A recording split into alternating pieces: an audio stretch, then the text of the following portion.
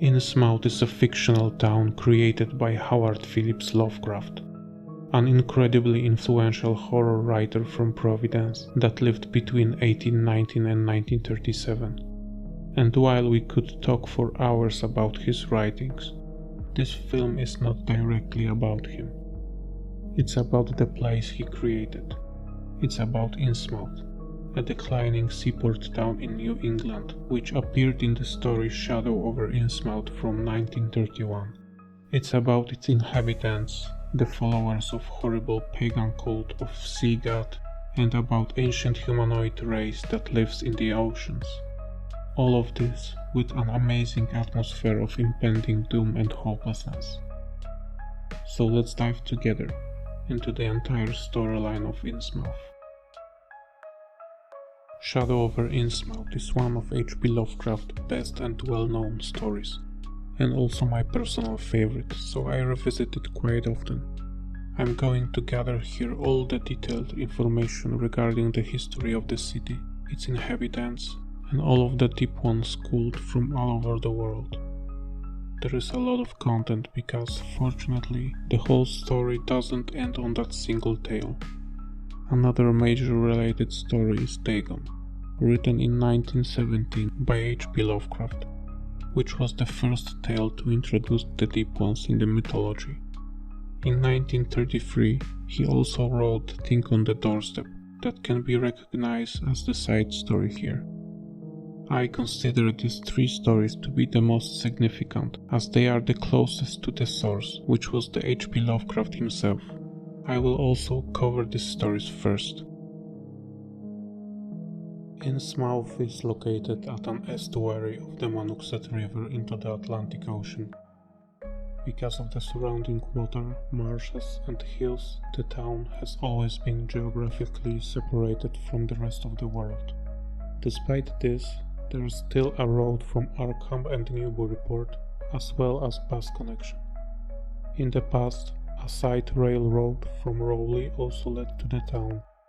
A bizarre black rock formation known as the Devil Reef can be seen standing out of the sea about 2.5 kilometers from the town coastline, and behind the Devil Reef lies very deep oceanic trench.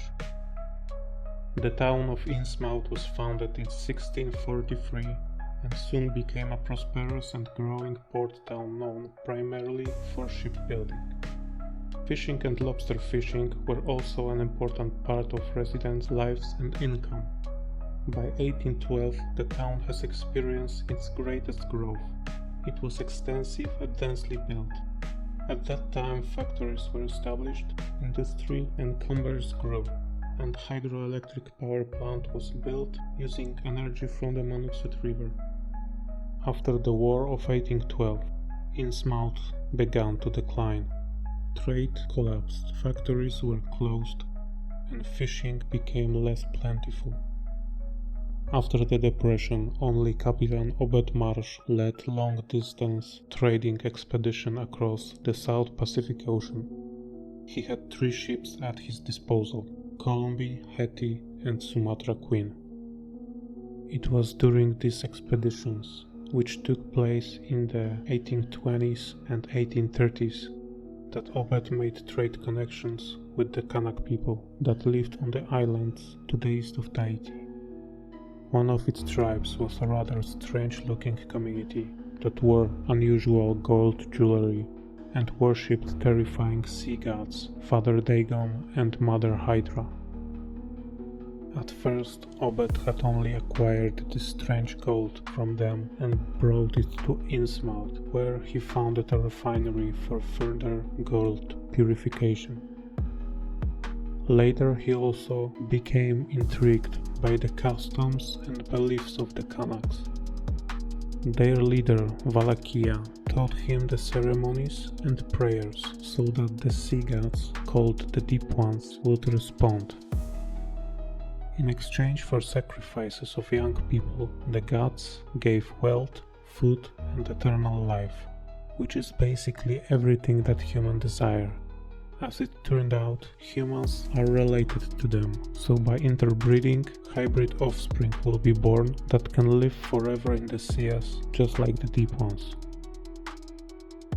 In 1837, Captain Obed Marsh, after returning to Innsmouth, made his first contact with the Deep Ones living in the ancient underwater city of Huntly beyond the Devil Reef. In 1838, the Kanak tribe vanished without a trace, leaving Captain Obed and his crew without a trade connections or access to their cheap gold.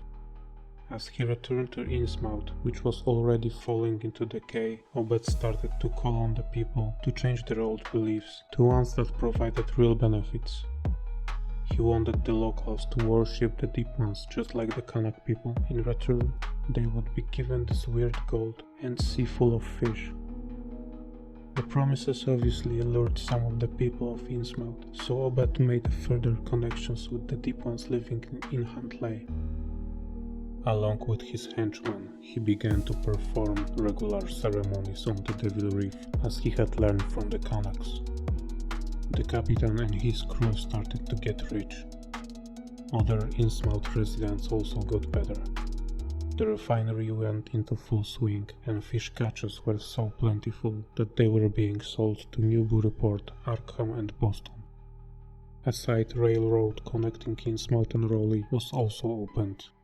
The newly founded esoteric order of Dagon superseded existing religions and took over the Masonic Lodge as its headquarters. Their most important festivals fell on April 30 and October 31st. At the same time, young people began to disappear from the city. Matt Elliot, the first officer on Obed's ships, who assisted him on his expeditions, was against the new order, but he also vanished soon after. The same thing happened to other people who publicly supported him. In 1846, Obed and his 32 men were arrested. A young Zadok Allen saw one of Order of Dagon ceremonies on the Devil Reef and informed the people of Innsmouth about what he saw. People decided to take things in their own hands. Few weeks later, the infamous massacre of the people of Innsmouth happened. The sacrifice-hungry Deep Ones of Huntly freed Captain Obed and slaughtered all of the people who did not support him. As a result, half of the population of Innsmouth was killed. In 1846, Obed took a second wife, Phthiali. She was a Deep One, and he had 3 children with her. This was the time of complete submission of the people of Innsmouth to Obed Marsh and the cult of the Deep Ones, which began interbreeding with humans. The remaining citizens were forced to take the oaths of Dagon in exchange for that exotic gold, protection, and various rewards. The first oath was about secrecy, the second oath was about loyalty, and the third oath was about to marrying a Deep One and raising a hybrid child to be born. From this point, Innsmouth became a town close to the outside world, with a population of no more than 400 people. People lived grim, secretive lives. No one cared about keeping trade connection with other towns anymore. In fact, people no longer cared about anything, so the city fell into a state of disrepair. Ceremonies were still performed in the esoteric order of Dagon temples and on the Devil Reef. The Deep Ones regularly invaded the surviving inhabitants and were bringing something secretly to the city. Between 1863 and 65, during the American Civil War, military units stationed in the city, so the situation in the town improved seemingly. The absence of the half of the residents slaughtered in 1846 explained by an epidemic. Every effort was also made to avoid raising the suspicions of outsiders. After the war, things only got worse. Moreover, children born after 1846 began to grow up and show the first signs of their transformation. Innsmouth's 4 most prominent and influential families, like Marshes, Waits, Elliots, and Gilmans, lived in even greater isolation than the rest. Locked away in their mansions, they rarely showed themselves in public. there was a general aversion to the people of Innsmouth in the neighborhood towns. There were also rumors about their strange looks, their skin disease, dealings with the devil, strange jewelry, and marsh fortunes. In 1873, the Newburyport Historical Society put on display one example of Innsmouth exotic jewelry, a tiara perused for a small amount of money from a drunken resident of the town. Another well-known specimen is also found at Miskatonic University. In 1878, Captain Obed Marsh died. However, he left behind numerous offspring. He had 4 children with his first wife. His son, Onesiphorus Marsh, married a deep one, and their son, Barnabas Marsh, is a hybrid. Obed's second wife, Pthiali, was a deep one. He had 3 children with her, all of them hybrids. His daughter, Alice Marsh, went to Europe and married a man from Arkham, Benjamin Orne, therefore starting a line of Marshes living outside of Innsmouth and unaware of their dark heritage. Pthiali returned to Inhantley after Obed's death. Once in a while, outsiders have appeared in the history of the city. There were few Polish and Portuguese people that tried to settle in town, but were effectively forced out. An inspector named Casey spent one sleepless, frightening night at Gilman House. A careful young man from Arkham works at the local grocery store. And the most notorious incident was the arrival of Robert Olmstead, the unsuspecting great-great-grandson of Obed Marsh and Pthiali.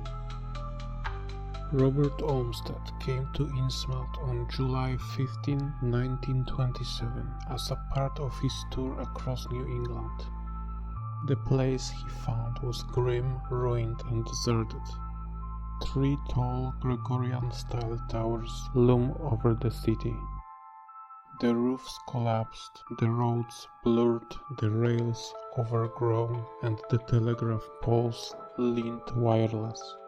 The ship harbor, surrounded by stone breakwater, was in decay, almost completely buried by sound. All that remained of the lighthouse was the foundations. Boats and lobsters' nets were scattered everywhere on the coast. A few wooden farmhouses on the outskirts of Innsmouth had shuttered windows and dirty courtyards. Closer to the center, the housing became more dense and buildings were made of brick and wood. There were few cars and also roads were in better condition here. In the center was a Gothic church, occupied by esoteric order of Dagon, the Gilman House, a store, a restaurant, a drugstore, the office of the Marsh Refinery, and old residential buildings. The Marsh Refinery, now operated by Barnabas Marsh, stood at the mouth of Manuxet River into the ocean. During his walk, Robert Olmstead never saw more than few people, mostly young, but already with traces of Innsmouth heritage. All of these people looked at him suspiciously. He never really heard any of them speak to each other. All of the time, he had the feeling of being watched, even in the deserted areas of the town. He heard strange noises coming from abandoned buildings. There was the smell of fish everywhere, and no animals at all. Robert was highly intrigued by the town and its mysterious story, so he was asking anyone he could about Innsmouth, including the young shopkeeper and old drinker Zadok Allen. It was Zadok that told him the true stories of Innsmouth, of Captain Obed Marsh and of the Deep Ones. Probably, if he had stopped there, Robert could have left the town without any further difficulties. But Zadok Allen, in a burst of drunken courage, told him about the Shoggoths and the Deep One's preparations for something. From that moment on, everything went crazy. Escape of Zadok Allen, broken bus, spending the night in shabby Gilman House, the strange sounds in the hallway, the attempts to break into his room and escape through the window. Almost all of the citizens of Innsmouth, even Barnabas Marsh among them, set out in pursuit of Robert. Soon the Deep One's horde also joined the chase.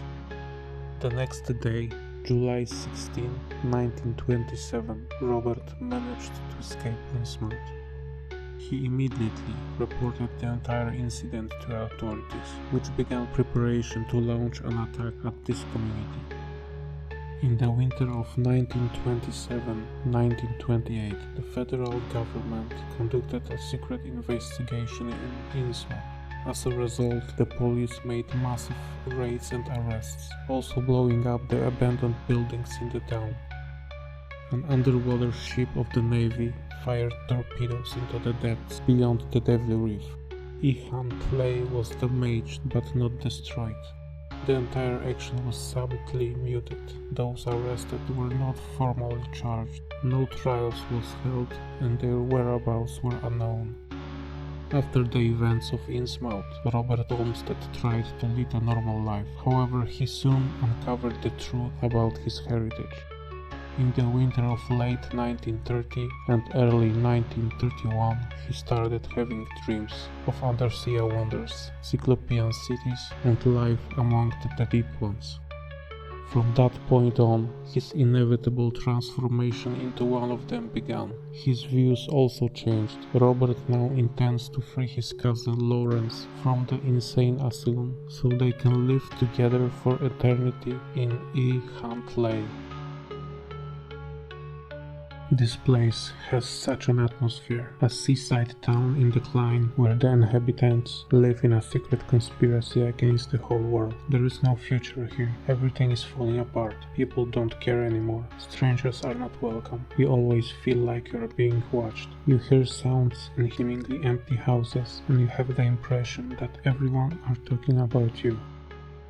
I think the biggest nightmare for people from Innsmouth is that they don't belong in our world anymore. You can say that they themselves are the victims here, and they regret what Marsh did. They can't fight it, so they have to submit.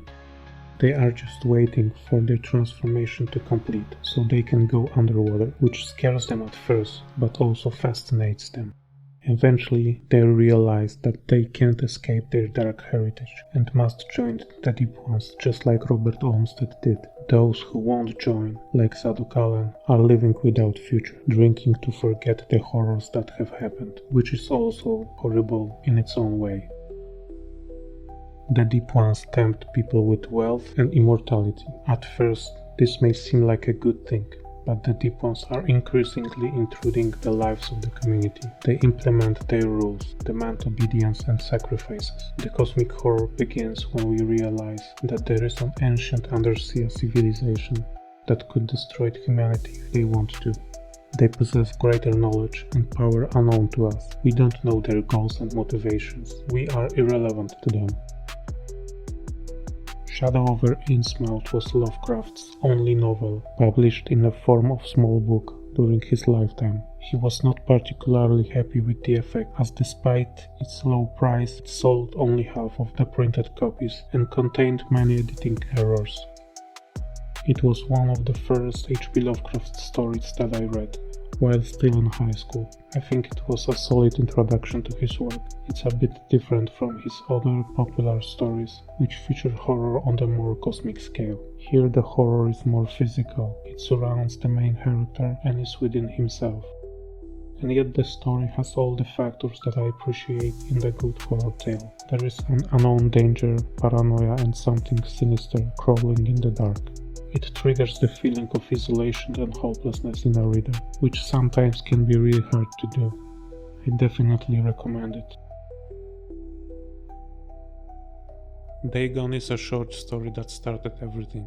It was Lovecraft's introduction to the Deep One's mythology, and the nucleus of the tale he later expanded in so much details. It tells the story of the unnamed protagonist who, escaping from captivity at the beginning of World War I, awakens at unknown land in search for rescue. The time and place of event can be roughly placed around 1914, somewhere in the Pacific Ocean, which is interesting because Captain Obed Marsh from Shadow over Innsmouth encountered a tribe of Kana people also somewhere in that area. Desperate, exhausted and full of worries, the protagonist began a long trek across the swampy land while being tormented by bizarre dreams. He finally reached a great monolithic block, beyond which the endless dark ocean unfolded. The monolith was an object of worship for sentient beings and portrayed an ancient deep ones during a number of ceremonies. Some of them apparently seemed to be as big as whales.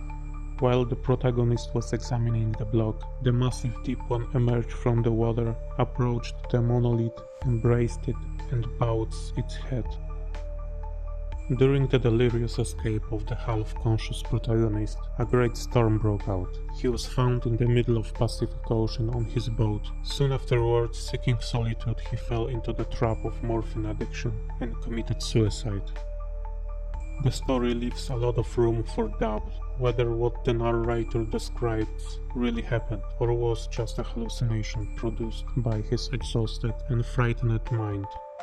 It is impossible for such a huge area of the ocean bottom to rise naturally to the surface, even in a matter of days, so I assume that either there must have been other supernatural forces at work, or nothing really happened.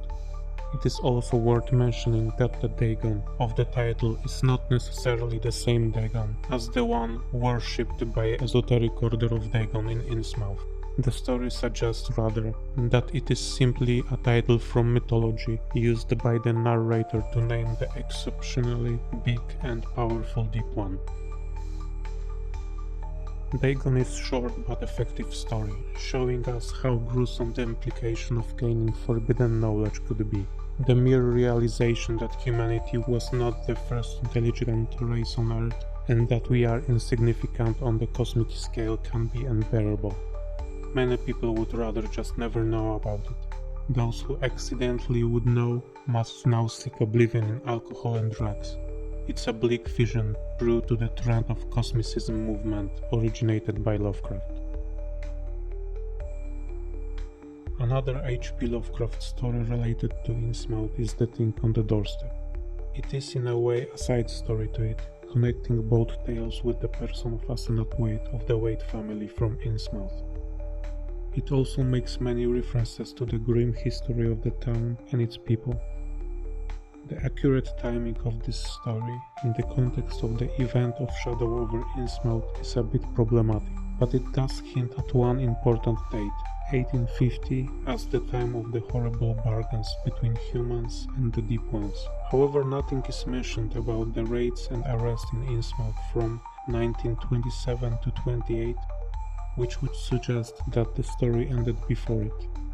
Despite the secrecy of these operations, residents of the surrounding towns, including Arkham, should at least know some basic information about it, assuming it already happened. If I had to specify the most believable time frame in which The Thing on the Doorstep takes place, I would say it was between 1850 and 1927. The Thing on the Doorstep is the story of Edward Pickman Derby, who married an Innsmouth-born Deep One hybrid Asenath Waite. The Waites were one of Innsmouth's most prominent and influential families. Her father, Ephraim, was an old and very powerful sorcerer and occultist. Studying the Necronomicon, he mastered the ability to transfer his consciousness into another's body and take it over, even permanently. He desired eternal life, and for that he required an immortal body. He knew he was running out of time, so he struck a bargain with the Deep Ones and married one of them as the end of his life. Ephraim wanted a son, since he believed that the male element had greater potential and could achieve far more in the arcane arts than females. He also knew that child born by mating with the Deep Ones would be immortal. He only had to take over its body in time so that he himself would never die. However, it was a daughter, Asenath Waite, who was born. Having no choice, he took over her body when she was a teenager. Before this, he ingested the poison in himself, which in effect killed Asenath's mind trapped in his dying body. The rest of the story describes the several years of Edward Pickman Derby and Asenath Waite's relationship as they got married and began their new life together in Arkham. For their honeymoon, they chose the most romantic place in New England, Innsmouth. from which they brought various books and occult artifacts. They also hired 3 old servants from Innsmouth: the elderly couple, Moses and Abigail Sargent, and the young girl Eunice Babson, who were later revealed to be members of Ephraim Wade's cult. Over the next several years, Ephraim, in the body of Asenath Wade, controlled, manipulated, and repeatedly took over Derby's body. During this time, Derby also studied the esoteric knowledge that would help him protect himself from Asenath's further attacks. He learned the secret of Asenath's identity and realized that it was Ephraim's consciousness that was pulling the strings. Ephraim, while in Edward's body for an increasingly longer time, traveled and performed occult rituals. Simplifying the ending, Edward killed Asenath in an act of desperation, but that didn't stop Ephraim from finally taking over his body. Not even that could stop him. Edward's consciousness was forever trapped in Asenath's corpse, becoming the titular The Thing on the Doorstep, while Ephraim gained complete control over his body that he so desired. Wade's success did not last long, however, as he died at the hands of the story narrator. Within the context of Innsmouth lore, in The Thing on the Doorstep there are several facts that enrich the overall plot. For example, the 2 servants mentioned earlier, Moses and Abigail Sargent, were probably related to Innsmouth bus driver Joe Sargent. The Gilman family, which owns the Gilman house in Innsmouth, was also mentioned in the story. Family members heard the screams of pain and terror of Asenath Wade's dying in Ephraim's body. It can be implied that they were disturbed when this happened, so it is possible that the Gilmans back then were not yet following the new order imposed by Obed Marsh in 1846. This cannot be said about the Marshes and Wades, who by then were already interbreeding with the Deep Ones. In the middle of one of the occult rituals, Edward regained control of his body and saw the Shoggoths den deep down underground in Maine. This is interesting, as the Deep Ones from Innsmouth were also planning something related to Shoggoths. The Thing on the Doorstep is an okay story. In fact, I liked it not only because of the Innsmouth lore. The biggest horror here is the realization of losing your own identity and control over your body. However, I think that the narration from Edward Pickman Derby point of view could have been more effective. The story told from the observer angle fails to properly express it. Still, I recommend it. An important aspect that still needs to be mentioned is the so-called Innsmouth look, which is a set of traits that Innsmouth hybrid people acquire with age. This includes features such as bulging, unblinking eyes, gurgling voices, gills on the neck, white mouths, flat noses, tiny ears, and grey skin.